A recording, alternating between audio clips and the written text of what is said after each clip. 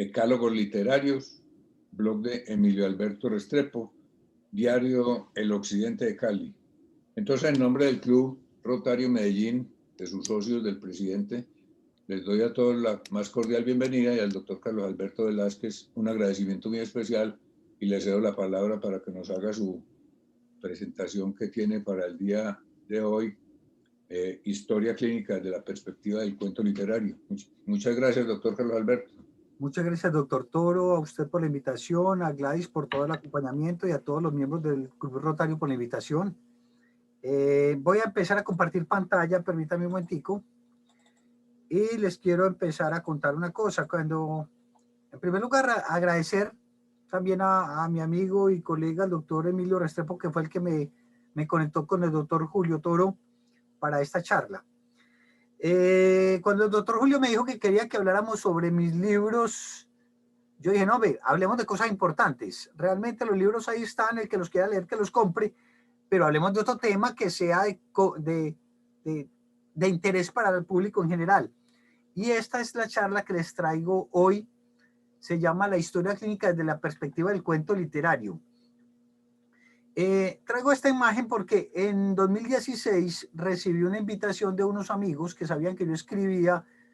Me contaron que iba a haber el primer coloquio iberoamericano de medicina narrativa y presenté una ponencia ya, me aceptaron y presenté una ponencia.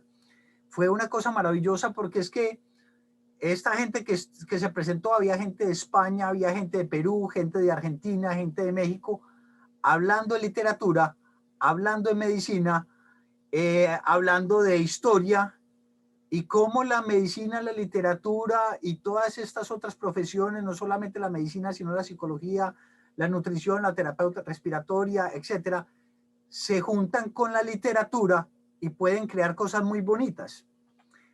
Quiero empezar primero hablando qué es la medicina narrativa.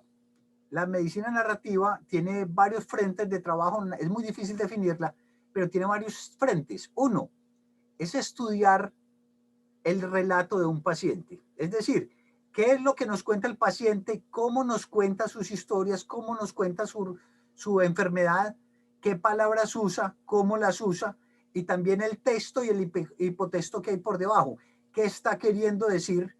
Los que son médicos, aquí no todos somos médicos, pero los que son médicos saben que el paciente muchas veces está diciendo una cosa, pero por debajo está queriendo decir otra.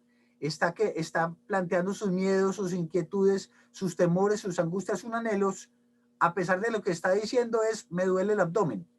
Entonces la medicina narrativa es aprender a entender ese relato que tiene un paciente.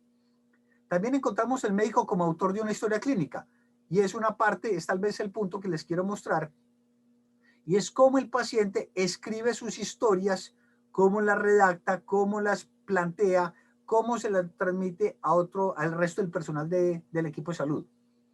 Pero también tenemos que los médicos escriben, y tal vez es la profesión que más escribe junto con los profesionales de derecho y los profesionales de comunicaciones. Somos también la profesión que más escritores tiene. Recordemos a Rabelais, recordemos a Federico Schiller, el mismo este señor Nabokov, que fue premio Nobel. Tenemos a Arthur Conan Doyle, estudió en Edimburgo. Él se basaba, dicen que se basaba para los personajes que él tenía en el médico Joseph Bell, que fue profesor de él. Y uno ve que hay muchos médicos que escriben. En nuestro espacio tenemos a César Uribe Piedrahíta, tenemos a Manuel Uribe Ángel, a Andrés Posada, Mario Melguizo, Felipe Gómez, Emilio Restrepo. Tenemos muchos médicos que escriben. Yo creo que es porque tenemos cierta afinidad con las historias, tenemos cierta capacidad para escribir relatos y tenemos una fuente inagotable de historias para contar y para poder escribir. La medicina narrativa no solamente es eso, también tiene la enfermedad como en la literatura.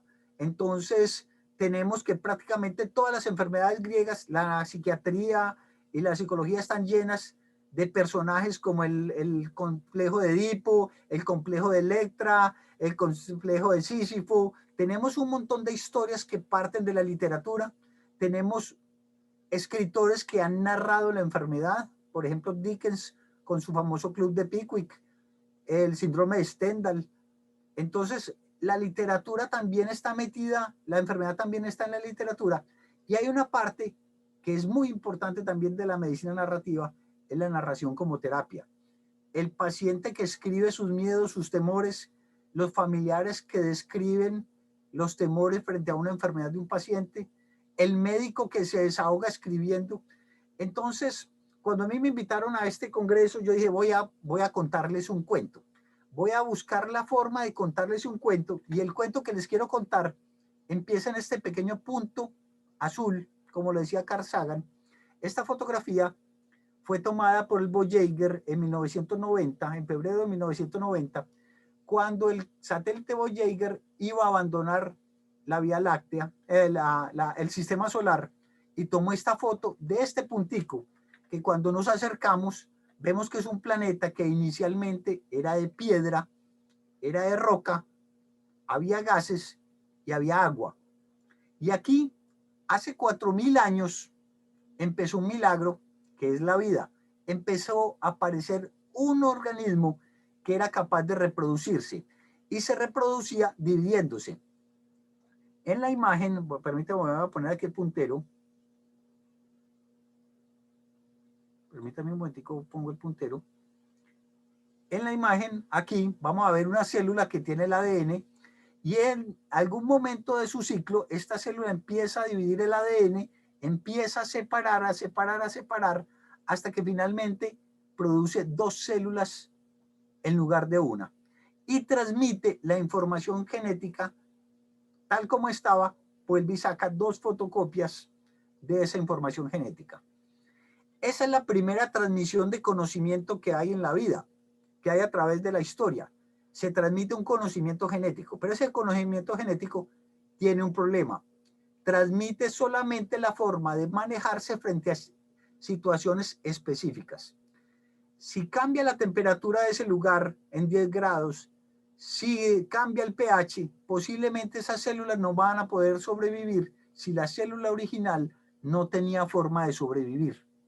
Entonces, así era como se transmitía la comunicación, simplemente se repartía. Pero hace más o menos unos 1.200 millones de años apareció algo que favoreció a la revista Playboy, apareció el sexo. Y apareció células de organismos, apareció la forma de que 2 organismos de la misma especie con material genético diferente pudieran crear un tercer ser con un material genético completamente diferente mezclado de los 2. Y ahí se pudo empezar a favorecer que las especies se reprodujeran y se fueran mejorando rápidamente sin esa fotocopia que llevábamos hace tiempos. Esto nos da una posibilidad, y es que se creó un montón de animales, un montón de seres que eran capaces de transmitir información, ya no solo genética, sino información más específica sobre el medio ambiente y sobre lo que pasaba alrededor. Y aprendimos a aullar, aprendimos a hacer gestos, aprendimos a comunicarnos con olores y aprendimos a comunicarnos a través del movimiento.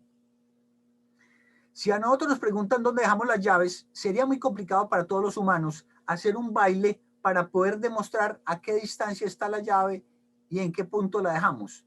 Y tuvimos que empezar a crear lenguajes. Todos los animales empezaron a crear lenguajes hasta el punto que ya sabemos que los animales más avanzados crearon lenguajes propios que permiten incluso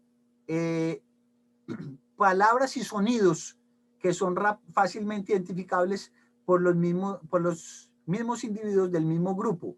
Pero inclusive se sabe que las ballenas, que son de grupos diferentes, posiblemente no reconocen esos sonidos. Es decir, pudimos comunicarnos a través de sonidos con el lenguaje.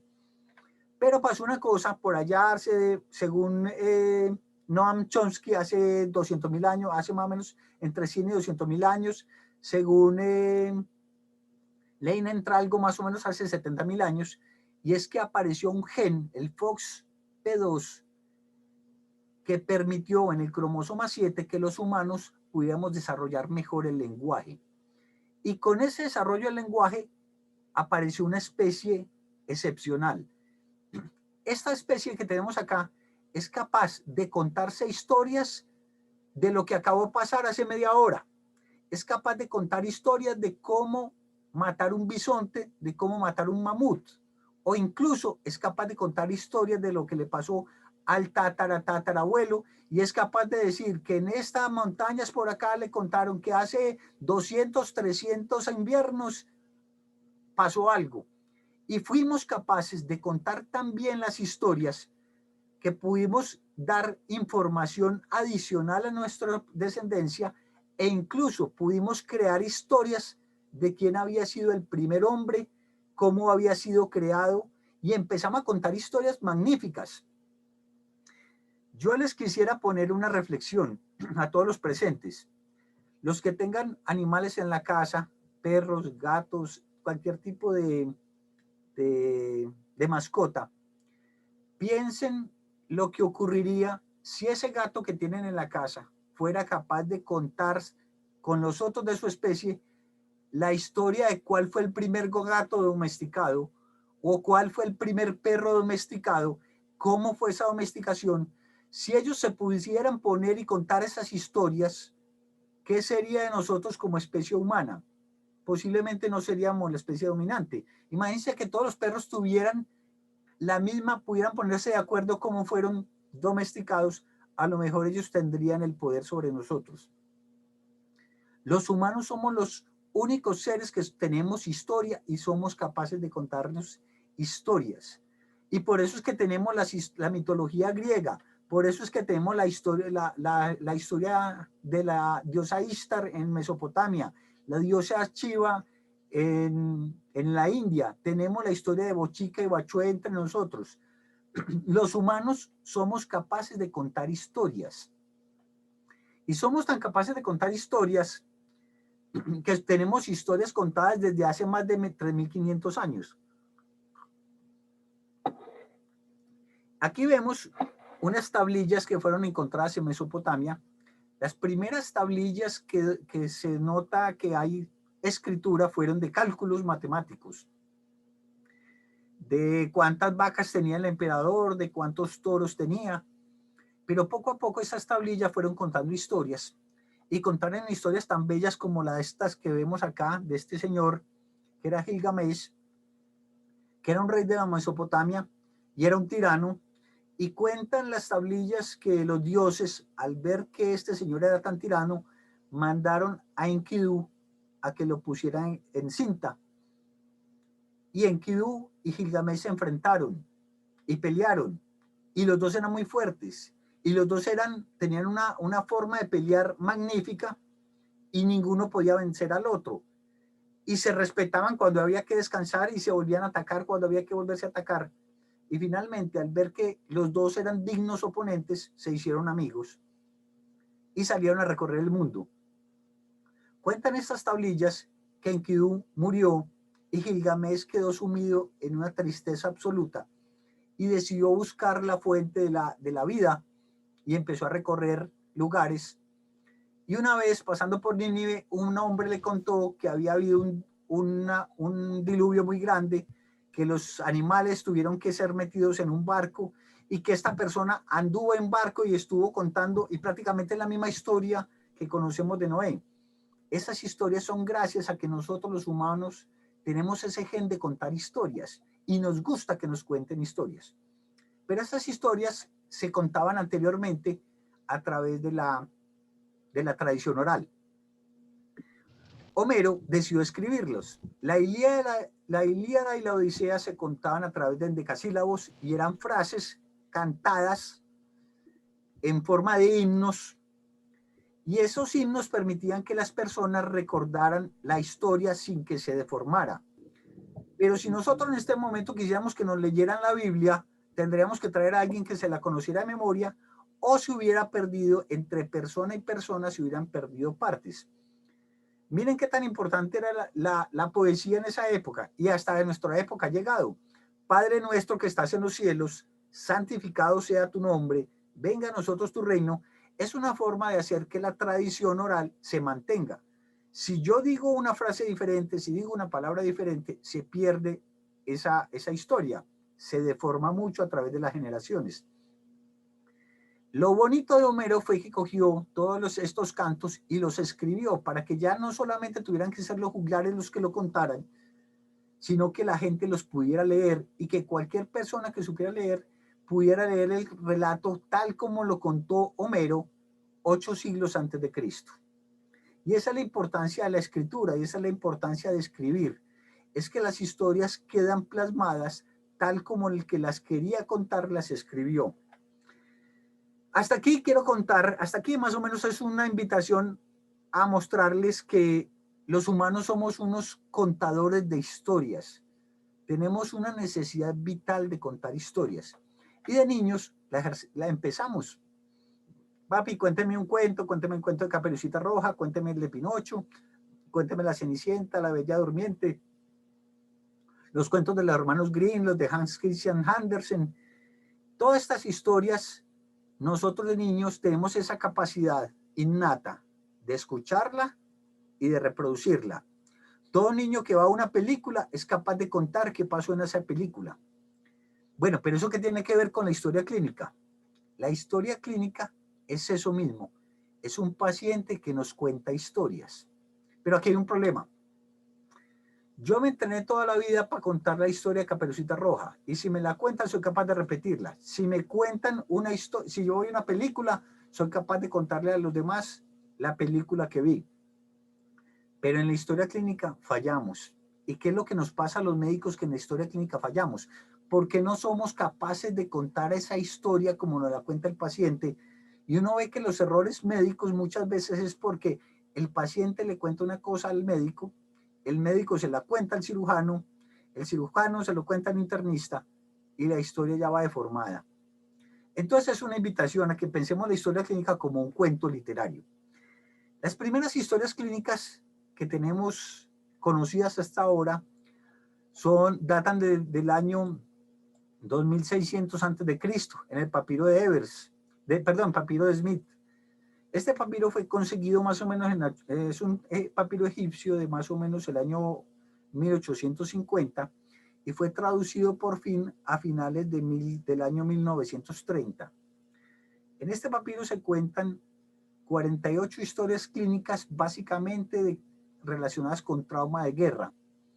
Mencionan que si a una persona le seccionan el cuello o tiene un trauma de cuello puede quedar paralizado de las piernas, o que si es más arriba puede quedar muerto, o qué hacer en caso de una herida.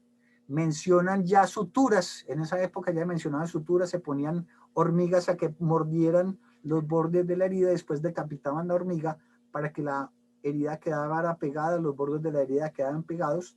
Y estas son las primeras historias clínicas que tenemos hasta ahora registro. Pero no son las historias clínicas que tenemos ahora, son muy diferentes. Básicamente aquí se habla de trauma de guerra. Y llegó Hipócrates en el siglo V antes de Cristo y empezó a hablar de la historia clínica y cambió un poquito el concepto. Las enfermedades no son castigo divino, sino que tienen causas naturales. Y él escribió en su corpus hipocrático en 42 historias clínicas bien definidas que él llamaba las nosus o las noxas. Y define un orden en la historia clínica. Hay una anamnesis, que es la interrogación al paciente. Los que no son médicos no se preocupen, que aquí voy a hablar muy poco término médico. Habla de síntomas, que él le llamaba el patema. Los signos, que él le llamaba el semión, de ahí viene la palabra semiología. La semiología no es solamente una ciencia médica, también está en la arquitectura, está en el diseño, en otras partes. La semiología es entender los signos. Y él decía que estas noxas, esos nosos, se resolvían de dos formas. O una catarsis, es decir, el organismo se limpia de lo que lo está atacando, o llega al thanatos, que es la muerte. Y finalmente comparaba lo que se consideraba normal con lo que veía en el paciente. Entonces decía, hombre, la orina normalmente es amarilla, pero el que tiene piedras empieza a orinar rojo. O decía, hombre, el color normal de la parte de los ojos alrededor es blanca, pero si a usted lo coge la bilis, usted empieza a ponerse amarillo y esa zona se pone amarilla. Y empezó a describir historias clínicas. Fueron las primeras historias clínicas.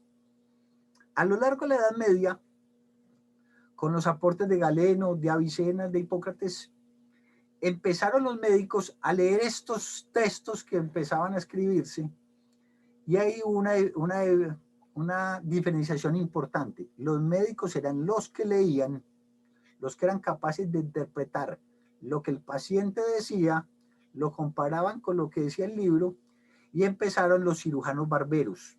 Los cirujanos barberos no sabían leer, no eran médicos, pero eran los que eran capaces de cortarle a uno el pelo, eran capaces de sacarle a uno las muelas y por el derecho le hacían las sangrías y drenaban los bubones. Esta historia de los cirujanos barberos se ha seguido hasta nuestra época. Esta vasija que vemos acá, recibiendo la sangre, es esta misma vasija que todavía vemos a la entrada de las barberías. Y estas rayitas rojas es un recordatorio de la sangre que ellos drenaban para mejorar esas personas aquejadas de ciertos dolores. Sigamos en la Edad Media. Empezaron las escuelas como la Escuela Médica de Salerno, otras escuelas adicionales, y se empezaron a escribir libros con una serie de consejos que eran unas especies de historias clínicas que se hacían para enseñarle a los futuros médicos cómo eran las enfermedades. Eran los famosos concilium, que eran consejos describiendo cómo era la enfermedad, cómo se manifestaba y qué era lo que había que hacer, a quién había que rezarle o con quién había que congraciarse para que la enfermedad no atacara más.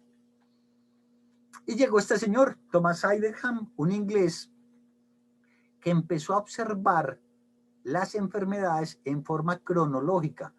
Fueron las primeras historias clínicas en las cuales se describía una situación, 2 o 3 días después se observaba, se hacía el seguimiento y se dejaba escrito.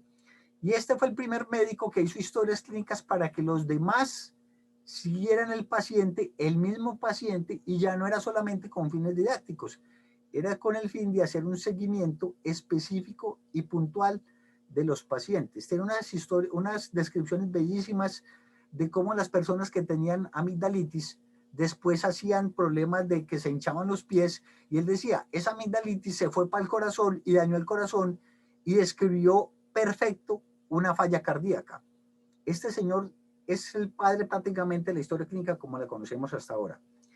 Quiero hacer un énfasis acá, quiero que hacer una interrupción. Si alguien quiere conversar algo, si alguien quiere aportar algo, si quiere hacer una pregunta, por favor, adelante, que esto es, no quiero que esto sea una clase magistral, sino que sea un conversatorio.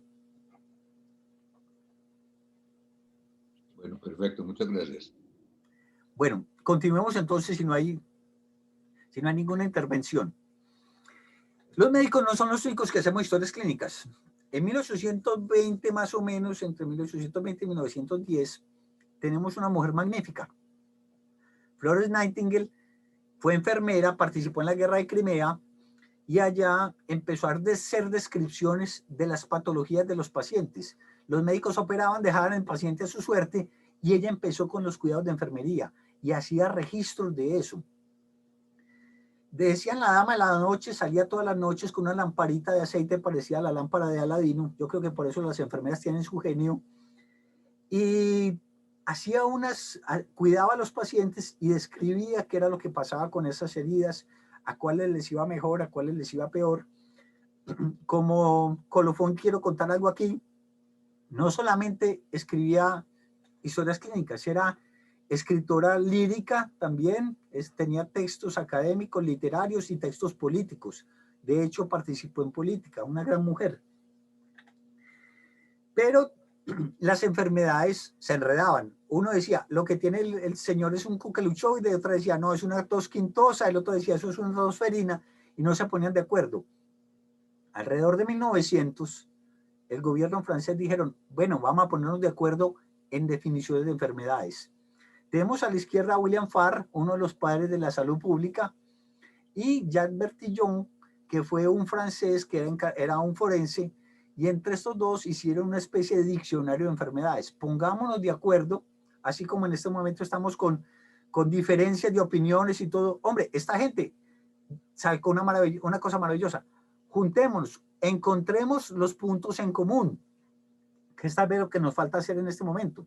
Lleguemos a un consenso y sacaron la clasificación internacional de enfermedades que tanto odiaban los médicos cuando le tocaba a uno exponer el código de las enfermedades. Esto tuvo una ventaja para las historias clínicas, y es que estamos poniéndonos de acuerdo. Alrededor de 1903 más o menos, este señor con cara de bravo, Otto von Bismarck, el que gobernaba ya en Prusia, sacó otra idea maravillosa. La salud debe estar a cargo del Estado. Y empezó a generar todo un movimiento de que todos nos poníamos de acuerdo para atender a los pacientes. Pero se le atravesó la Primera Guerra Mundial, se atravesó la Segunda Guerra Mundial, y a finales de la guerra teníamos un montón de huérfanos, un montón de lesionados, un montón de heridos. Inglaterra decidió estandarizar las historias clínicas. Es decir, todos los médicos van a atender a los pacientes, pero tenemos que tener registros claros y tenemos que tener registros que sean fácilmente identificables para todo el mundo. Ya no todo, no es cada uno escriba lo que le dé la gana. No, señores, la historia clínica tiene que tener cierta información específica para poder tener control sobre esto. Eso lo empezó Inglaterra en la posguerra, y nosotros en Colombia nos devoramos hasta 1981, que salió la ley 23 de 1981. Esta ley dice que la historia clínica es un documento obligatorio de las condiciones de salud del paciente. Es un documento privado importantísimo, sometido a la reserva, y definía cuándo se puede dar a conocer por los demás. Además de que establece la obligatoriedad de que si yo soy médico privado y otro médico pide esa historia clínica, se la tengo que dar. Después salió la ley, el decreto, la resolución 1995 del 99, y definió que la historia clínica no es solamente para el médico, para las enfermeras, para el auxiliar de enfermería, para todo el mundo, y establece una forma de regulación. Pasamos entonces de una historia clínica que era lo que cada quien quiera escribir, a historias muy sistemáticas. Muy sistemático no quiere decir que sea por computador, sino que un motivo de consulta, una enfermedad actual, una revisión por sistemas, y a tratar de que siempre sea lo mismo. Pasamos a la historia clínica electrónica, que tantos dolores de cabeza ha dado para muchas personas, pero que para otros la historia clínica es un documento, el electrónico ha facilitado mucho las cosas. En mi clínica yo creo que agradecieron la posición electrónica porque sabían que la letra mía era pésima. Yo creo que fue la principal razón. ¿Y esto qué tiene que ver con el cuento literario? Entonces, voy a hacer un saltico acá. En el cuento literario tenemos un inicio, un nudo, problema, conflicto y un desenlace. La historia clínica es exactamente lo mismo. Hay un inicio de una enfermedad, hay una enfermedad que se desarrolla y tiene que haber un desenlace. En el cuento literario, el personaje empieza con un inicio, atraviesa el nudo, le pasa algo, hay una acción, un suceso, y el personaje recibe una especie de transformación. Es lo mismo que le pasa a una historia clínica. Un paciente tiene un inicio de alguna enfermedad o de trauma, le suceden cosas y tiene finalmente que resolverlas. Eso es una historia clínica. La diferencia con la historia clínica no es tanta. En el cuento hay un autor. Vamos a ver que en la historia clínica también. Hay un narrador en el cuento. El narrador y el autor son personas diferentes. El autor es el que hace la historia. El narrador es el que la cuenta. Y lo vamos a ver ahorita, que lo voy a explicar mejor. Hay unos personajes principales y secundarios. Hay una trama y un argumento. Hay un ambiente y hay un lector. Esto básicamente es un cuento. Y esto es una historia clínica. El autor es el que investiga y nutre la historia de datos. Es el que inventa la historia o el que la genera. En griego, historia significa investigación. Eso es lo que hacemos cuando hacemos una historia clínica. Es una investigación. Y esa investigación surge de los datos que nos da el paciente, que nos da el médico o que nos da otros. Cuando el paciente dice tengo fiebre y malestar, o cuando alguien dice el paciente está pálido y diaforético,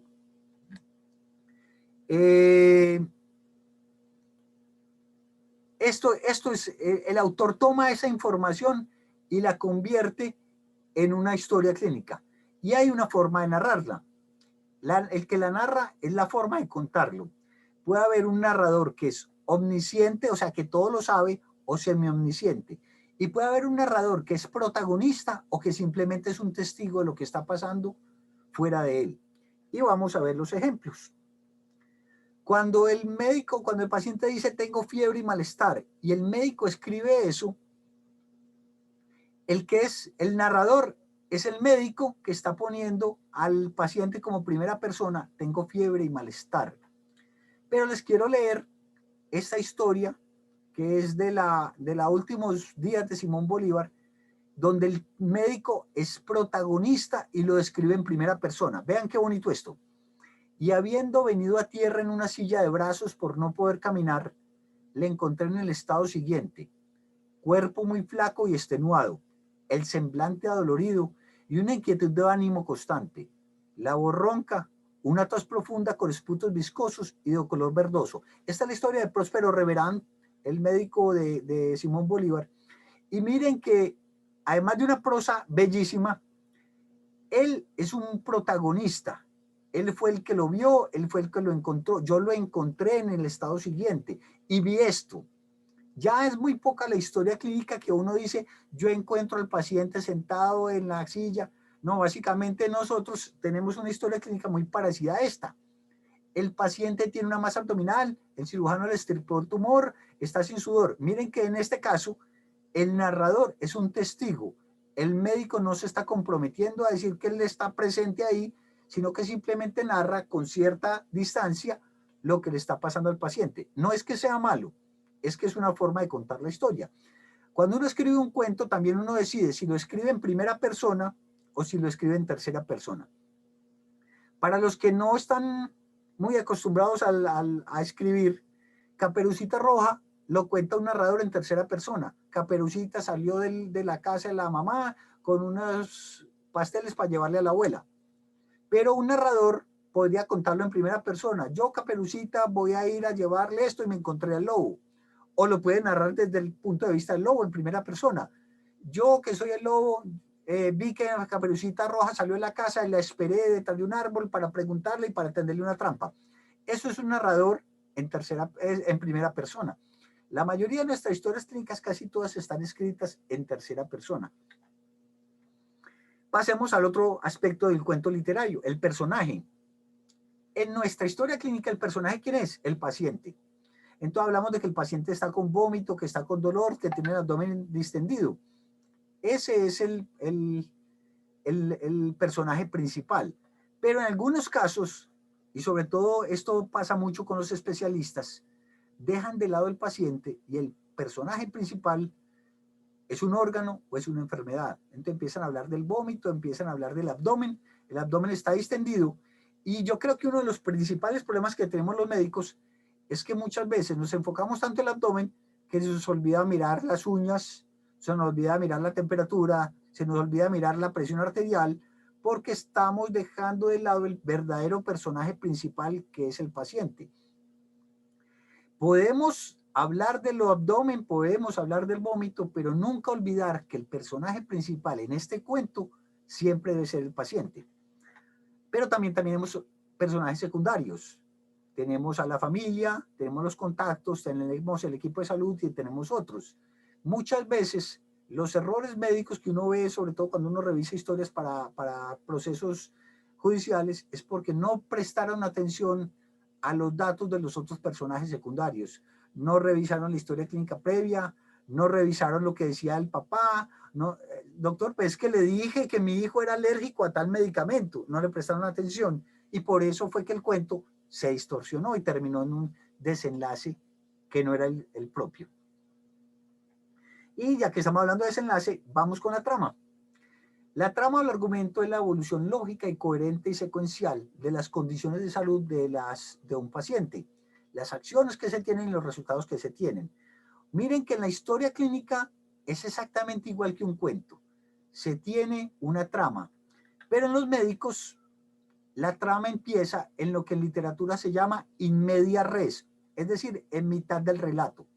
No vamos a empezar la historia de Caperucita desde que salió de la casa de la abuela, sino que vamos a contar la historia de Caperucita cuando ya está frente al lobo, en la cama, y ese es el nudo. Nosotros los médicos arrancamos con el nudo y nos llega el paciente con ese brazo así. El buen médico tiene la obligación de entender que está en el nudo y tiene que averiguar el principio, el inicio. ¿Quién es el paciente? ¿Qué le pasó? ¿Cómo le empezó? ¿Esto es de nacimiento o esto hace media hora? ¿O esto fue hace 3 años y le quedó el brazo así? Dependiendo cómo nosotros averigüemos ese inicio y entendamos el nudo, vamos a poder llevar a un desenlace correcto. Vamos a poder escribir el desenlace como es. Y no solamente en trauma, nos llega una señora con el niño que está llorando y está con fiebre. Nosotros tenemos que ir al inicio. ¿Cuándo le empezó? ¿Cómo le empezó? ¿Qué otros síntomas tienen? Desenredemos ese nudo, vámonos al inicio, como en el cuento literario, y eso es como cuando empiezan las películas que empiezan ya en la mitad y en la película tienen que decir cómo empezó todo. Esas dos personas que están peleando, cuéntele cómo empezó la pelea. Y así nos pasa en la historia clínica. Ese cuento que queremos averiguar, tenemos que irnos para el inicio para saber si ese niño se va para la casa con acetaminofén oral, si se va a quedar hospitalizado o si va a necesitar cuidados intensivos. Quiero proponerles este juego. Tenemos a esta niña de la figura que está comiendo una manzana y de un momento a otro cae al suelo. Entonces, en el inicio nos vamos a que es la hija de un rey y que la madrastra la quiere matar. El desenlace mejor para esto es conseguirle unos enanitos, conseguirle un príncipe feliz que la salve de tanta crueldad. Pero si tenemos la misma niña en el bosque, come una manzana y cae al suelo, y en el inicio me voy para allá y descubro que es una actriz que está ensayando para una obra de teatro, posiblemente el desenlace que tengo que dar es meterla a una academia de teatro y posiblemente al final darle un Oscar. Pero si es esa misma niña en el bosque que come una manzana, muerde una manzana, cae al piso y me dicen que es una adolescente alérgica a las pomáceas, mi función como escritor y como médico es conseguir un cirujano que le haga una traqueostomía, que le ponga la adrenalina y que la meta a una unidad de cuidados intensivos. Eso es una historia clínica. Es tener un desenlace adecuado cuando yo entiendo el nudo y cuando yo sé cuál fue el inicio de lo que estoy viendo. Ni contar con el ambiente de la escena. Tengo que tener en cuenta cuál es el ambiente de mi paciente, cuál es la escena donde estoy, qué recursos tengo para poder ofrecer los tratamientos.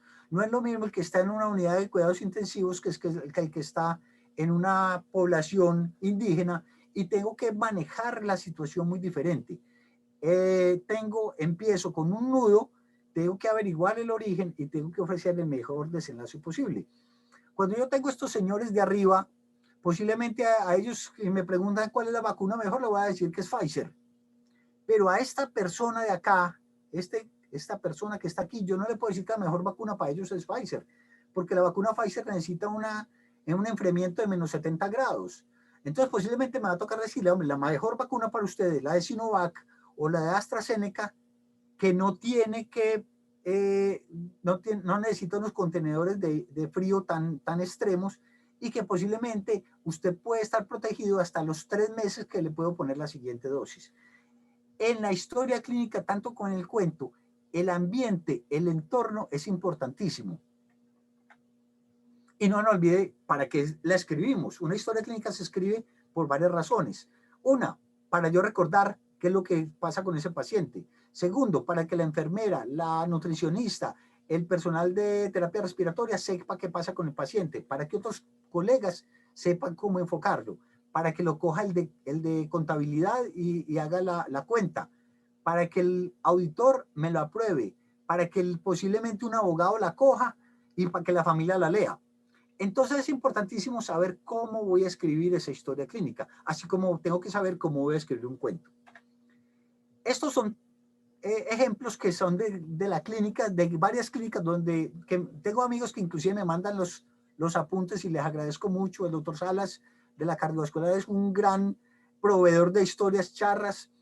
Esta historia específica la recuerdo mucho porque esta fue en una clínica donde trabajé y una mañana llegó una profesora de idiomas, de español, miembro de la Real Academia Española de la Lengua, y el médico escribe: el día de hoy, en calidad de peatón, es atropellada por un vehículo con traumatismo en cadera. Mi palabra que yo me imaginé que cuando era un vehículo con traumatismo en cadera era que la había atropellado un caballo cojo. Yo le dije: hermano, oiga, eso está mal escrito. No, pues que ahí está muy claro. No está claro. Una cosa es una señora que es atropellada por un vehículo y sufre un traumatismo en la cadera, que ser atropellada por un vehículo con traumatismo en cadera. En cualquier profesión, no solamente en medicina, en el derecho, en la arquitectura, en lo que sea, tenemos que tener claridad y coherencia cuando escribimos el cuento que estamos contando. Y por eso les decía que esta conferencia no es solamente para médicos, es para cualquier persona que escriba. Tenemos que tener información clara y coherente. Esto es sacado de una nota de enfermería. Encuentro paciente en silla estable. Hombre, pues que todas las sillas de todos los hospitales deberían ser sillas estables. Con una coma lo hubiera resuelto. Encuentro paciente en silla, coma, estable. Porque tenerlos en sillas inestables es un peligro y nos exponemos a una demanda y que el paciente sufra. Tenemos que tener claridad y coherencia cuando escribimos, porque es que esto lo va a leer otras personas. Voy a leerlo. Le pegaron con una cadera para robarle en la cabeza, espalda, abdomen con una cadena. Muy difícil de entender. Y el compañero, otro colega que llegó a mejorar las cosas, escribió: paciente que le pegaron con una cadena para robarle en la cabeza. Tórax posterior, abdomen, relata mucha cefalea y presenta 2 episodios de vómito al ingreso. Yo me río mucho con esto, pero me rasco la cabeza cada vez que digo: hombre, así será como piensan los que escriben esto. Pensarán de igual manera. El profesor Memo Ángel dice que escribir bien es un indicio de que uno piensa en orden. Y desafortunadamente nos falta mucha gente que piense en orden. La ortografía es importante. Aquí yo pongo un ejemplo que se los puse a los compañeros cuando reviso las historias clínicas. Hombre, mucho cuidado con esa información verbal, pero hay otras que inclusive cambian el sentido de la oración. No es lo mismo la marcha del segador con S. El segador es el que ciega, el que recoge la mies en los sembrados, al que le ciega al otro, al que produce una ceguera. Un solo error de ortografía le puede a uno cambiar el sentido de la palabra. Señores, cuando escriban, aquí hay médicos y hay gente de todas las profesiones, tengan en cuenta que el lenguaje está hecho para usarlo bien. Hay una cosa en literatura que se llama economía del lenguaje. Hace 40 años dejó de fumar y ahora no fuma. Eso suena muy redundante. Sigue pendiente la radiografía porque no se la han tomado. Y vean la joyita de abajo: dolor precordial que lo despertó mientras estaba durmiendo. Yo me imagino cómo será de horrible que a uno lo despierten cuando está despierto. Debe ser muy difícil. Con respecto a las siglas, tengo algunos apuntes. Esto lo encontré en una historia clínica de una institución y le pregunté a más de 20 colegas médicos que qué significaba NINE, y ninguno me supo responder. Me fui para donde el especialista y le dije: doctor, qué pena, pero ¿qué significa NINE? Y él me dijo: no, yo no sé. Doctor, por favor, usted escribió esto, léalo y me traduce. Ah, Carlos, es muy sencillo. Neumonía intersticial no específica. Yo me ponía a pensar, hombre, es que si él ni siquiera me supo interpretar qué significaba eso al principio, ¿qué puede pensar un paciente, otro médico, un abogado sobre estas siglas? Y las siglas se prestan para confusión. La CID, que es una sigla que usamos mucho los médicos, puede ser una coagulación intravascular diseminada, un carcinoma intraductal, una carótida interna derecha, un cuadrante inferior derecho. Pueden tener muchas explicaciones. Entonces, en todas las profesiones usamos siglas, en ingenierías, en matemáticas, en todo. Pero uno tiene que ser muy correcto y muy consciente de que esas siglas se pueden prestar para malinterpretaciones. Un día encontré en un piso de una clínica donde trabajo una secretaria recién llegada y estaba desesperada buscando al sacerdote de la institución porque había un paciente, ella leyó la historia de la clínica del paciente y decía, preocupa deterioro marcado de la fe. La pobre muchacha no entendía que eso era fracción de inyección y el hombre veía que tenía un deterioro marcado de la fe y estaba pidiendo a un sacerdote que fuera y hablara con el paciente. Las siglas pueden prestarse para interpretaciones inadecuadas. Yo les hago el ejercicio. Si yo les digo en un cuento que la aparición súbita del LF complicó los planes de CR, posiblemente ustedes van a quedar en las mismas. Pero si yo les digo que la aparición súbita del lobo feroz complicó los planes de Caperucita Roja, todo el mundo lo entiende. Entonces, esta invitación no es solamente para el área de salud, es para todos. Cuando utilice siglas, utilícelas correctamente y o sea, ojalá no las tenga que utilizar, pero si las tienen que utilizar, utilícenlas como deben ser. Bueno, vamos ya terminando. Yo aquí quiero hacer un resumen de lo que hemos hablado en estos minutos. Y es que, retomando lo que les dije al principio, cuando usted tenga que contar un cuento, ya sea en derecho, en arquitectura, en ingeniería, en medicina, en psicología, en lo que sea, todo cuento que usted quiera contar, traten de entenderlo bien antes de tenerlo que contar. Cuando usted le cuenta el cuento Caperucita, usted para poderlo contar bien tiene que entenderlo bien. Y más aún si usted quiere ser el que escriba al final. Siempre hay que desenredar el nudo y hay que investigar muy bien el principio del relato. Este relato de dónde parte, ese señor que tiene el pie hinchado, ¿por qué lo tiene hinchado? ¿Fue un golpe? ¿O es que tiene un problema cardíaco? ¿O es que sufre de ácido úrico? Entonces desenrede muy bien ese nudo investigando el principio. No pierda el interés en el protagonista, es que el protagonista es lo más importante de esa historia. Ponga mucho cuidado a los personajes secundarios y a los detalles relevantes. El entorno, hay que tener en cuenta, no es lo mismo el entorno de hace 10 años que el entorno de ahora. El que hace 10 años no tenía cierto antibiótico y hoy lo tiene. El que estando en un lugar no puede tener acceso a ciertos procedimientos o tratamientos frente al que tiene todos los recursos a mano. Tenga en cuenta muy bien a ese lector, porque es que ese lector puede ser usted mismo, como el caso del Nine, que el hombre casi que no entiende lo que había escrito, o puede ser un lector que es otro médico, un colega de otra profesión, un abogado o un juez. Sea claro y evite los textos confusos. Por último, aprender a escuchar al paciente, involucrarse con la historia, no es simplemente ser una persona externa que no le importa qué es lo que va a pasar en ese cuento y trate de anticipar los desenlaces, investigar las causas, entender y desentramar el nudo y buscar el mejor desenlace posible para poderse convertir en autor, narrador y protagonista de ese maravilloso cuento que se llama vida. Muchas gracias. Hombre, doctor Carlos, muy bueno eso. Hombre, rescato varias cosas aquí. Una, que lo que mencionó al final, no es solamente por quedar bien consigo mismo, es también porque hay una responsabilidad legal y si uno no sabe ni qué fue lo que escribió, pues se mete en la grande. Casos se han visto. Y segundo, por el bien del paciente, es que lo que usted acaba de decir es muy cierto, el protagonista es el paciente, de manera que todo tiene que girar alrededor de él y que sea para beneficio del paciente. Cuando ponía esos ejemplos, me acordaba de la historia clínica del águila descalza. Sí, señor. Me acordaba de eso, que es típico, donde eso vuelve un enredo que es hasta gracioso. Quería hacerle una preguntita. Ahora que estábamos leyendo una resumen de la hoja de vida suya, sobre todo la parte literaria, me preguntaba, hombre, ¿usted cuándo fue que empezó a escribir tanta cosa? ¿Cómo fue que me metió en este cuento de escribir y cómo le nació esa inquietud? Que me parece como interesante ese aspecto. A ver, yo empecé a escribir casi que desde que me enseñaron a leer. Sí. Yo creo que mi primer cuento, recuerdo, fue por ahí cuando estaba como en tercero de bachillerato, que escribí un cuento que llamaba Colipeludo, y a partir de momento empecé a escribir.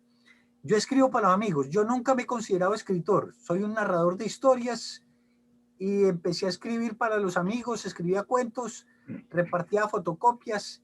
Mi esposa, una vez que aquí está presente, cogió unos cuenticos y me los puso me los empastó y me pareció bonito, pero yo nunca me imaginé que iba a escribir cuentos para los demás. La gente me pedía fotocopias y yo se las mandaba. Y en el 2012 encontré una empresa que hacía libros desde uno solo, uno mandaba el PDF y ellos le imprimían el libro. Saqué 5 libritos, eso se fue ahí mismo, el mismo día se vendieron. Saqué 15, se vendieron los 15, saqué 50, se vendieron los 50, saqué 300 y se vendieron los 300.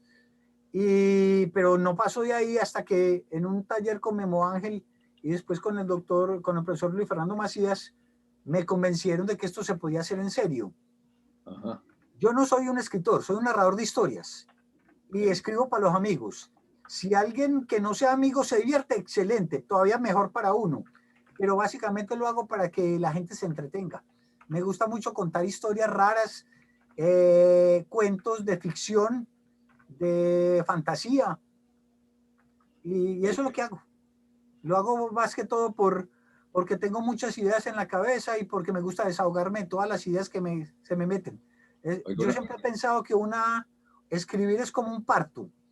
A uno se le mete una idea adentro, crece, crece y crece, y llega un momento en que uno no la puede atajar. Y eso tiene que salir. Sí. Oiga, ¿usted sabe quién es Ligia Montoya? Ligia Montoya, me suena el nombre. Bueno, pues le digo que dice que excelente presentación la de Carlos Alberto. La sencillez y la claridad de su exposición es maravillosa. Yo conozco a Ligia Montoya, compañera de trabajo. No sé si esa es. Entonces, vea, el doctor Víctor Hugo aquí también se manifestó. Tan discreto el que lo escribe en vez de decirlo, pero lo leo. Excelente como médico. A pesar de mis 72 años aprendí bastante y es mucho lo que me falta por aprender. Sobre todo de lo que es de fútbol y de Medellín y todo eso le falta bastante. Sí. El doctor Víctor Hugo fue mi profesor y fue mi jefe también y le guardo especial cariño. Tipazo. Hombre, muy interesante esto, muy interesante. Y yo creo que eso le produce un rédito adicional y es una disciplina en el ordenamiento del pensamiento. Y además uno siempre cree que a uno lo entienden, pero cuando uno ya se pone a escribir y se da cuenta de que lo que escribió a veces ni lo entiende uno, se pone a reflexionar de que de pronto no me están entendiendo lo que yo estoy diciendo. Sería bueno como revisar eso, entonces uno se pone sobre ese tema.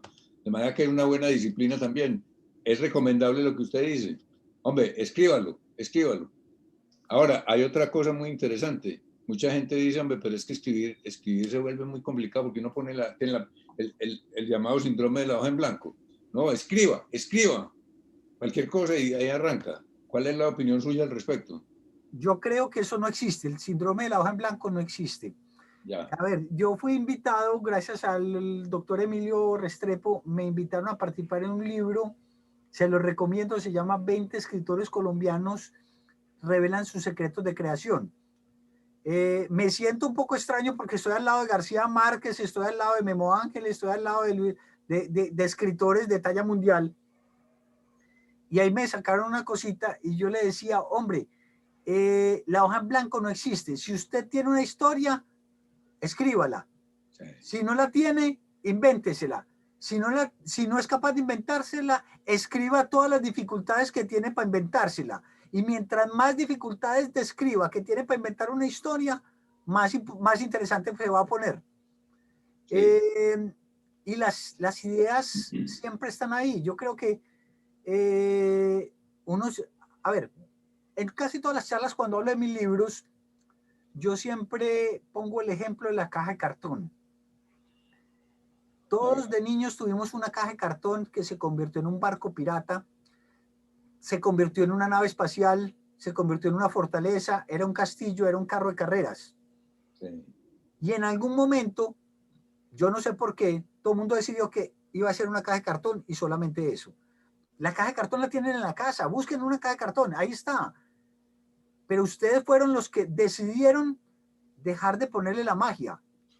Cuando uno sigue siendo niño, cuando uno sigue imaginándose que uno está en un trancón y eso es un carro y usted se imagina que es que están a la entrada de Troya en un carro para atracar a Troya y cuando se abre, cuando ese semáforo se convierta en verde, usted va a salir con Ulises a atacar. Hombre, eso hay que hacerlo, hay que aprender otra vez a soñar, hay que volver a recuperar esa caja de cartón que teníamos de niños y pensar que esa caja de cartón es una nave espacial, que es un carro de carreras, que es una fortaleza para defender. Cuando Ajá. ustedes estén en el trabajo, no piensen que ese consultorio es lo que les da ¿cómo se llama eso? El sustento. Ese consultorio es una fortaleza y ustedes tienen que tener unas condiciones para mantener esa fortaleza bien, y ustedes son el mago Merlín, que cuando entra el paciente, ustedes lo reciben, le hacen un pase mágico y a través de una fórmula o unas palabras de aliento, ustedes tienen que hacer magia con ese paciente que llegó del mago Merlín. Es que eso es lo que tenemos que volver a soñar. Yo soy muy enemigo de la literatura de violencia, soy muy enemigo de la literatura de los pillos y de los atracadores. No, venga, empecemos otra vez a soñar con mundos mejores. Porque es que ese avión que en este momento vemos volando, alguien lo soñó. Ese computador que en este momento nos estamos comunicando, cuando éramos niños veíamos a Dick Tracy con un reloj hablando con otra persona, y porque alguien lo imaginó es que en este momento lo tenemos. Entonces mi invitación es a que sigamos soñando, sigamos inventando. Oiga, pero aquí dice el abogado Jorge Luis Jiménez, Carlos, qué importante, especialmente en temas de los procesos judiciales, lo que comentábamos ahora. Oiga, pues dice aquí otro colega, piensa escribir sobre historias de pandemias. Tengo uno de los cuentos, en este momento yo me gané el año pasado un premio con la gobernación de Antioquia sobre pandemia. Se llama el nuevo de Camerón.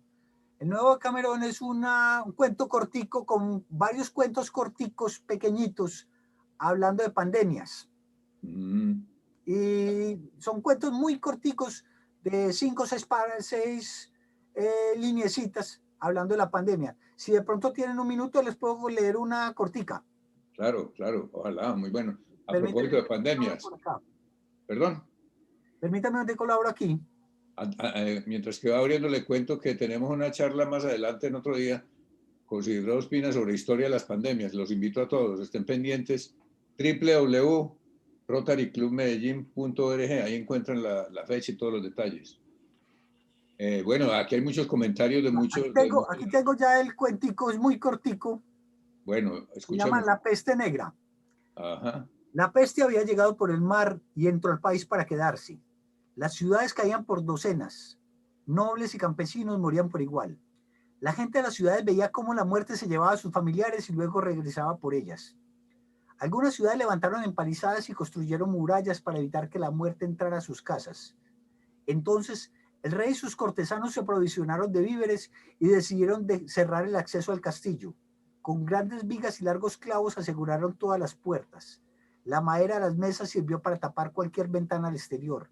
No dejaron ningún resquicio por donde pudiera entrar la muerte. Adentro, iluminados con velas y antorchas, el rey y sus cortesanos comenzaron a bailar, a beber y comer hasta hartarse, convencidos de que la muerte no podía entrar al castillo. Después de unas semanas, la alegría se volvió aburrimiento. A los primeros días de desenfreno siguieron otros de tedio y tristeza. Estaban cansados de sentirse encerrados. Todos murieron adentro. Sin embargo, la muerte nunca entró al castillo. Por una rendija y sin que nadie se diera cuenta, se les había escapado la vida. Ajá, muy bueno, muy bueno. Está muy bueno el cuento. Aquí hay varios comentarios, doctor Carlos. ¿Usted los ha visto en el chat? Por aquí lo estoy viendo. Felicitaciones, me parece genial la charla, la entrevista es ilustrativa. Bueno, y hay muchos comentarios, de manera que un éxito. Muchas gracias a todos No por sé si hay escuchar. alguno de los presentes que quiera hacer una pregunta. Carlos. Yo quiero hacer una pregunta. Sí, ¿quién habla? Bueno, mi nombre es Patricia. Bueno, mi nombre es Patricia Morales, soy artista plástica, escritora y productora de cine.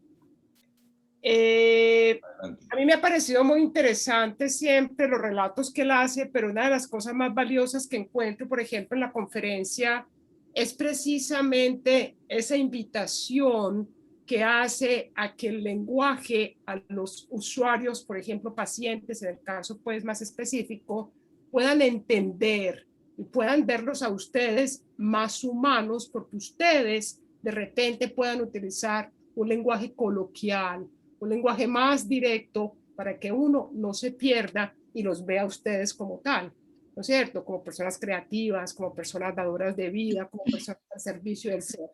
Entonces yo lo quiero felicitar, me gustó mucho la conferencia. Bueno, en todo caso, pues esperemos a que esto también sea como una especie de pandemia, por el buen sentido de la palabra, para que todos los médicos, qué rico, se metan en esta tarea de crear para recrear y darnos a nosotros la posibilidad de tener siempre esperanza. Muchas gracias. Felicitaciones. Magnífico. Muchas gracias por el comentario. Como siempre, con tu capacidad de síntesis excelente. Como decía mi profesor Pachuribe, breve y bueno, doblemente bueno. Excelente. Un abrazo grande. Qué dicha verte. Hacía días no te veía. Garcés, me agrada verlo por acá. No, no lo vimos, ¿o sí? Fernando Garcés, sí, claro. Ahí me van a ver. Está oscuro porque me he prendido la luz. Bueno, Okay, bueno. Ahí me van a ver. Bueno, muy bien. Un abrazo a todos. Comentarios para... Yo tengo una pregunta. Para Luz María. Sí, Carlos, excelente tu exposición. Me acojo al comentario de Fernando. Me encantó. Pero tengo una inquietud porque siempre me ha picado como el bichito de escribir. Para alguien que no sabe, que no tiene la técnica, ¿cuál es como la ruta apropiada para hacerlo de una forma adecuada? Ve, no hay una ruta específica. Lo primero es escribir y leer mucho, sobre todo, leer mucho. Sí. Hay gente que es autodidacta, hay gente que se mete a talleres. La ventaja de los talleres es que los talleres permiten a uno tener víctimas que le escuchen a uno lo que la familia ya está cansado de que uno les cuente. Entonces, y uno encuentra gente que, o sea, cuando uno escucha varias formas de contar historias, uno cada vez se nutre más. Cuando uno solamente lee de Pedro, uno escribe como Pedro. Cuando uno lee a Pedro y Juan, escribe como Pedro y Juan. Pero cuando uno lee y conoce muchas personas, uno escribe como uno. La mejor forma, yo recomiendo mucho los talleres. Hay gente que dice que no sirven. A mí me parece que sí sirven. A mí los talleres me han servido mucho porque he descubierto cosas, fortalezas en mí que no sabía que tenía. He descubierto fallas que no sabía y he encontrado gente admirable que escribe mucho mejor que yo. Lo importante es que quieras escribir.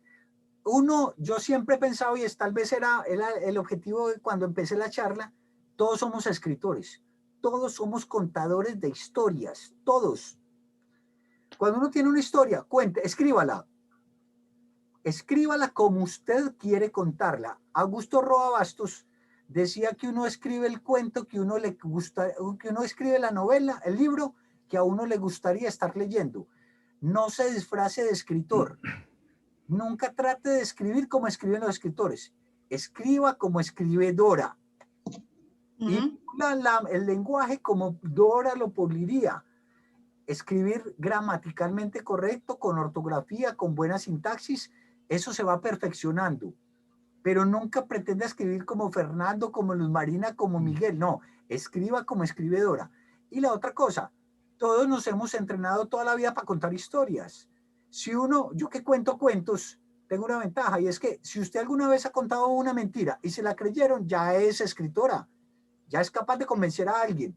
Entonces simplemente escríbalo y perfeccione, léalo muy bien, revíselo con autocrítica, póngale a que otras personas lo lean para saber si entendieron lo que querías decir o no.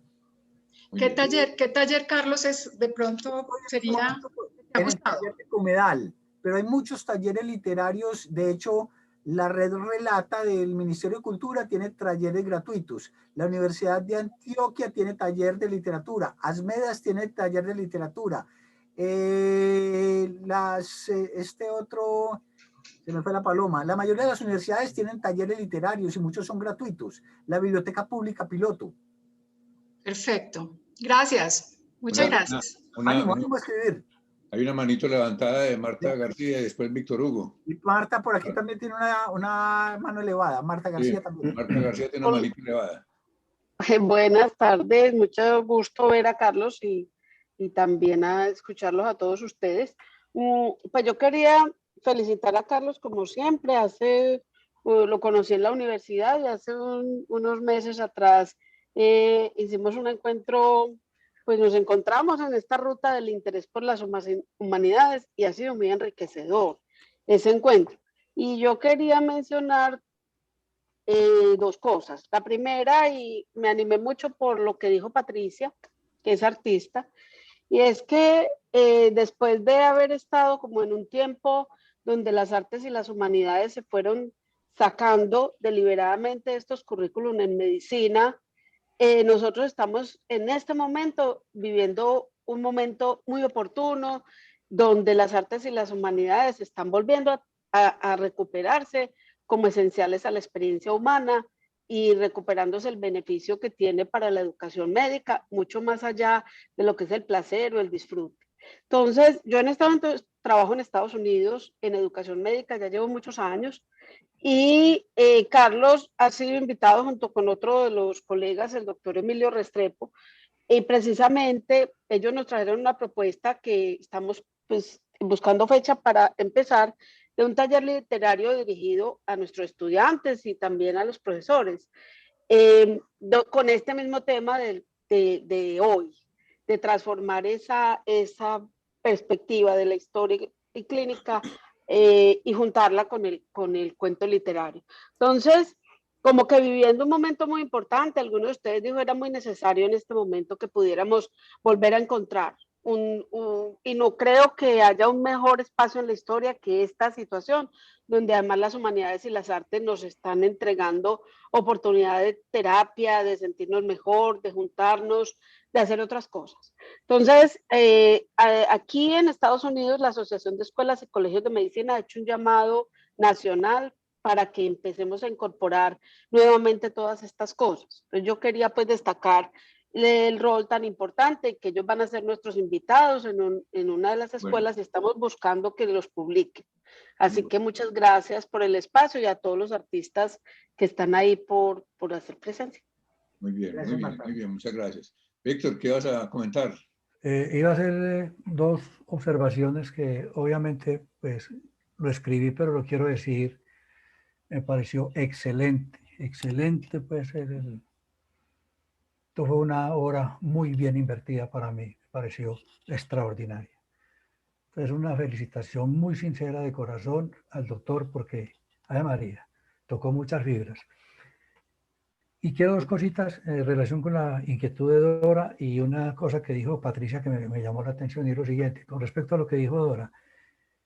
No sé si fue el resultado de una imaginación o una historia, pero hace mucho tiempo me contaron lo siguiente. Que un escritor muy famoso lo invitaron a una universidad en Londres a dar una conferencia de cómo llegar a ser buen escritor.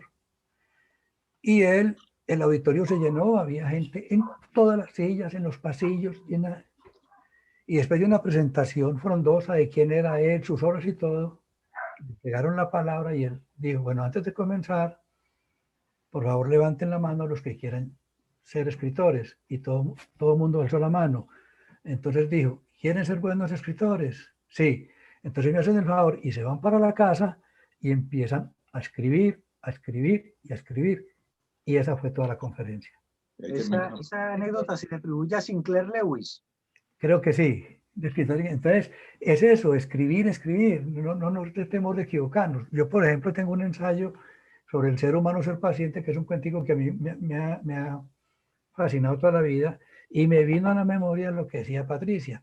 Si ahora con las siglas de NINE, todas las cosas del IRA, todo eso, que hasta puede ser del ejército irlandés, todas esas cosas, me acordé de varias cosas, que los médicos decimos con mucha claridad, vamos a pasar el paciente para el piso.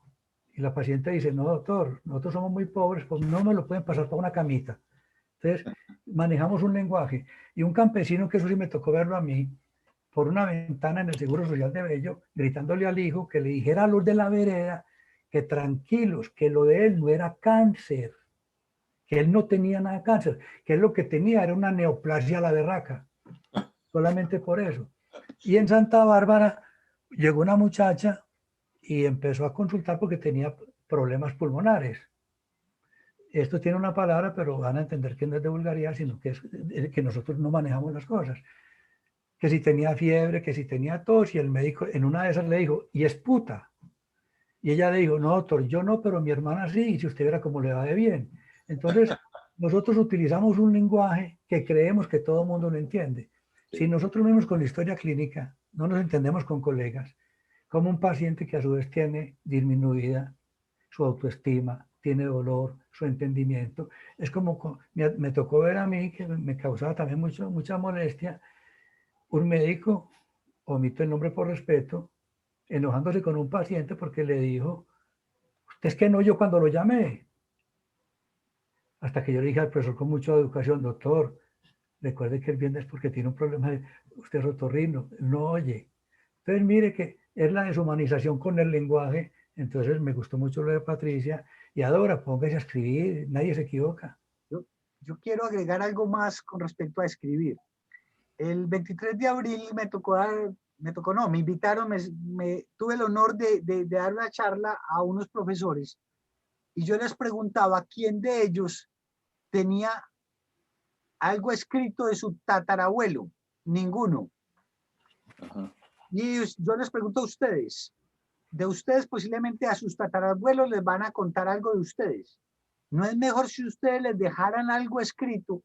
Es mejor uno conocer a alguien por lo que escribió que por lo que los demás cuentan de uno. Entonces, Dora y los demás, escriban todos los días lo que se les ocurra, guárdenlo, escríbanlo, compártanlo, porque es que es la única forma de que dentro de 100 años alguien sepa cómo pensaba Dora Mejía. Nadie más va a contar, posiblemente van a decir, no, era muy buena gente, muy querida, muy bonita, pero venga, la única forma de que lo que ustedes pensaron se lo puedan decir exactamente en las mismas palabras es escribiéndolo. Entonces escriban. Una anécdota. En estos días mi hermana me mandó unos documentos que eran de mis papás y encontré una carta muy antigua, no de mi papá, sino un novio que tuvo antes mi mamá. Me puse a leerla y me quedé impactada con esa forma de redacción, cómo hablaba. Yo decía, eso es increíble. Era poesía pura, pura poesía. Y eso se ha ido perdiendo mucho, pues ya ahora ni se ve, pero era una belleza como escribía cualquier parroquiano escribiéndole a la novia. Dentro de 200 años van a leer una carta que diga Cisas Parce y van a decir, uy, qué belleza. Vea, hay 10. Patricia Morales hizo aquí 10 consejos que están en el chat para que el que los quiera leer. No sé si, Patricia, si de pronto los quiere leer a la carrerita, para ilustración aquí de la gente. Con mucho gusto. Lo que dice Carlos es muy cierto. Es simple y llanamente empezar, porque es como una cuestión de que usted llega, escriba la primera palabra y la primera palabra se lo está pidiendo. Deme más, hasta que estos son 10 consejos que yo recomiendo cuando dicto las clases, y es tener un sentido profundo o moraleja. Si usted tiene eso es como un hilo conductor durante toda la historia. El segundo es darle una estructura que dé curiosidad, el por qué a mí, yo cómo lo voy a traer a usted. El tercero es incorporar los sentidos, todos sentimos, olemos, de toda esa parte. El cuarto es localizar la historia, darle un contexto para que podamos pues como ubicarnos también. El quinto es usar el paraverbal, y eso es como, o sea, las expresiones, la emotividad, ¿para qué? Para que podamos llegar un poco más hacia la gente. El sexto, sentir y actuar la historia, o sea, que si yo llego y me muevo y expreso y hago todo este tipo de cosas, yo creo que eso llega también mucho a ayudar bastante. Incorporar la emoción, ustedes saben mejor que nadie, pues esa parte que es el sufrimiento, el dolor, la alegría, todas estas partes.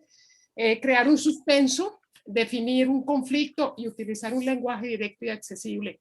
Yo pues a los médicos me atrevo, Carlos, a haber hecho esto con el permiso suyo, porque considero que qué rico que no sea solamente usted como médico, sino todos los médicos que están aquí presentes, que nos den una digamos, esa posibilidad de poder aprender más de ustedes. Muchas Gracias. gracias, Patricia. Muchas gracias. En el chat también les puse un enlace mío a un texto que tengo yo que se llama 25 consejos para ser un buen escritor de cuentos. No se los tomen muy en serio, pero porque van a ver que es una mamadera de gallo. Ahí lo tienen para que lo vean. Por aquí veo a Arcilia también con la mano elevada. Ah, ya, sí. Adelante. Bueno, doctor, bueno, saludos a todos. De verdad, muy grato el rato.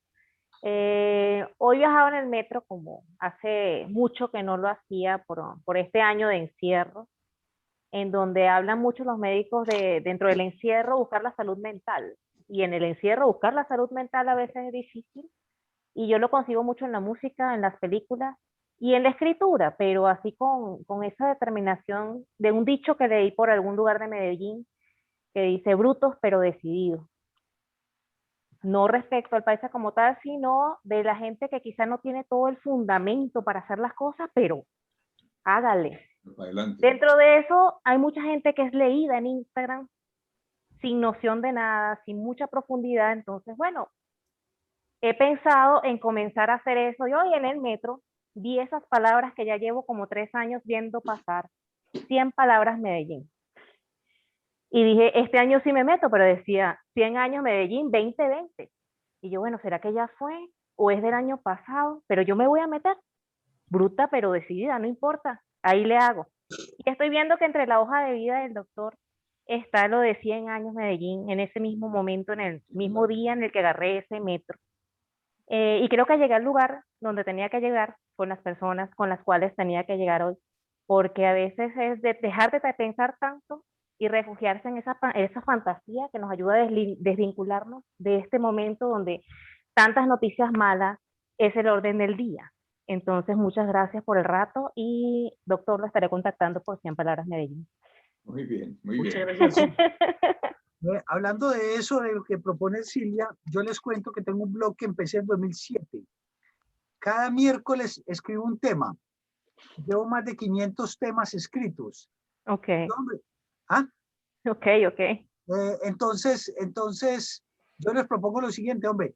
Si ustedes cada semana escriben alguna cosita, puede que no sean escritores maravillosos, puede que no sean el premio Nobel, pero es imposible que en 52 semanas no haya alguna cosa que valga la pena.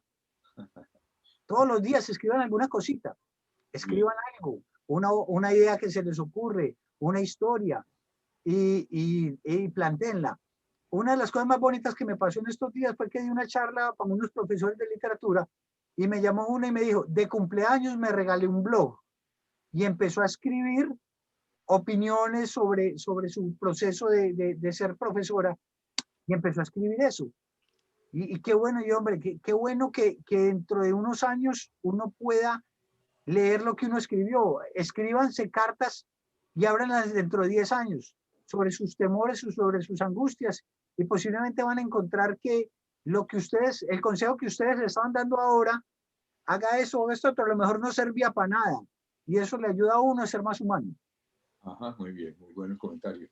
Doctor Carlos, me da pena pues que ya nos llevamos más de hora y media en esta charla y usted seguramente tiene otras actividades, pero le quería agradecer pues en nombre de todos los que están aquí. Patricia Zapata quiere hacer un comentario antes de irnos, ¿cierto, Patricia?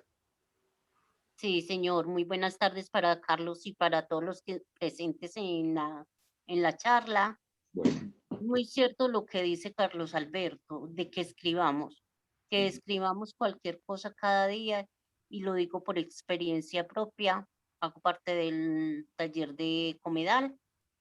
Es súper interesante. Es que todo es una cadena de información. Y como dije en un comentario textual, decía que esto para mí fue como una llamada de atención tanto para los médicos como para los que tratamos de escribir algo o querer ser escritores. Gracias por todo eso, y qué bueno que Carlos vea en los pacientes de que la salud tiene que ser integral, lo mismo un cuento. Lo mismo que un cuento, que una poesía, que cualquier cosa que tú quieras escribir, que sea algo conjunto. Muchísimas gracias, Carlos, y muchísimas gracias por la invitación. Bueno, muchas gracias a usted. Doctor Carlos, muchísimas gracias, hombre. Agradezco mucho esta reunión que usted ha visto ahí el chat, como está nutrido el agradecimiento de todo el mundo. Fue muy agradable estar esta tarde con usted y escucharlo y aprender cositas y también pasar agradable aquí con todos los amigos, porque también de eso se trata. Soy yo el que soy agradecido con todos ustedes. Muchas gracias por la asistencia, muchas gracias por el apoyo y espero que haya sido un rato ameno para todos. También Bueno, muchas gracias a muchas Julio, gracias. excelente Chao. elección. Bueno, muchísimas gracias a todos. Feliz noche y Bueno. hasta la próxima. Una pregunta antes de irnos. ¿Qué tan saludable es su alimentación? Dentro de 8 días tenemos ese tema. Invitados todos. Hasta luego. Hasta el Bueno, próximo. luego. hasta luego y gracias. Muchas gracias a todos. Gracias, doctor Carlos. Muchas gracias. Hasta luego, chao.